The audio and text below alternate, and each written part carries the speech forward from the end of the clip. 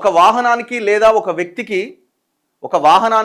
ఒక వ్యక్తికి రోజుకు గరిష్టంగా 200 లీటర్ల డీజిల్ మాత్రమే పోయాలన్నట. అంతకంటే ఎక్కువ పోయడానికి వీల్లేదని ఒక నిబంధన పెట్టింది కేంద్రం.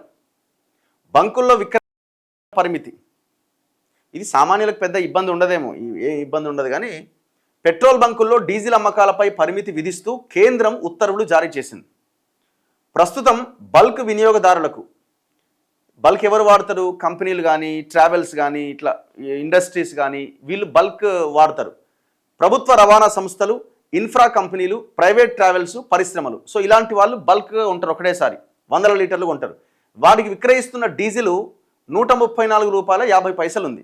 ఇప్పుడు మామూలు రేట్ ఏమో 95 రూపాయల 20 పైసలు ఉంది డీజిల్. కస్టమర్లు మామూలుగా మనలాంటి వాళ్ళని కొనుక్కునేది. సో ఈ బల్క్ వాళ్ళకి సపరేట్ రేట్ ఉంటుంది. ఇప్పుడు మనం ఈ పెట్రోల్ బంకులకు వెళ్ళి బల్క్ అంటే పోయారు వాళ్ళు, సో దానికి సపరేట్ ఉంటుంది. సో ఆ రేటు ఈ మధ్యకాలంలో చాలా భారీ ఎత్తున పెరిగింది, అది 130.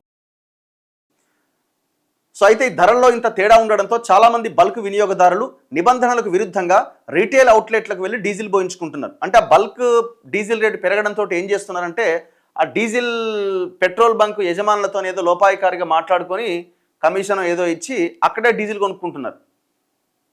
అందుకే కేంద్రం ఈ నిబంధన పెట్టింది. దీనివల్ల సాధారణ వినియోగదారులకు కొరత ఏర్పడడమే కాకుండా చమురు సంస్థలకు నష్టాలు పెరుగుతున్నాయి. ఈ నేపథ్యంలో కేంద్రం ఈ నిర్ణయం తీసుకుంది. సర్కారు విడుదల చేసిన ఉత్తర్వుల ప్రకారం బంకుల్లో ఒక వాహనానికి లేదా ఒక వినియోగదారుకు ఒక రోజుకు గరిష్టంగా 200 లీటర్ల డీజిల్ మాత్రమే విక్రయిస్తారు.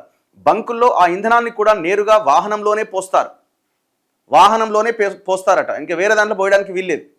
లేదంటే ఆమోదం పొందిన కంటైనర్స్లో మాత్రమే పోస్తారు. అంతే తప్ప మామూలు ప్లాస్టిక్ కంటైనర్స్లో డీజిల్ను నింపరు. అలా పోయించుకున్న డీజిల్ను వేరొకరికి విక్రయించకూడదని ఉత్తర్వుల్లో స్పష్టంగా పేర్కొన్నారు.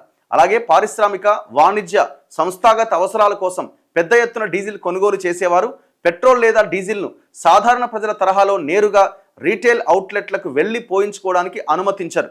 ఆ తరహా బల్క్ వినియోగదారులు ఖచ్చితంగా తమ సొంత సంస్థ ఆవరణలో ప్రత్యేకంగా ఏర్పాటు చేసుకున్న బంకుల ద్వారా మాత్రమే తమకు కావలసిన ఇంధనాన్ని సమకూర్చుకోవాల్సి ఉంటుంది. ఈ నియంత్రణలన్నీ 90 రోజుల పాటు అమల్లో ఉంటాయి. మళ్ళీ పొడిగించే అవకాశం కూడా ఉన్నది. సో ఇది అంటే నష్టం జరగకుండా, ఇబ్బంది లేకుండా తీసుకున్న నిర్ణయం, మంచి నిర్ణయమే ఇది.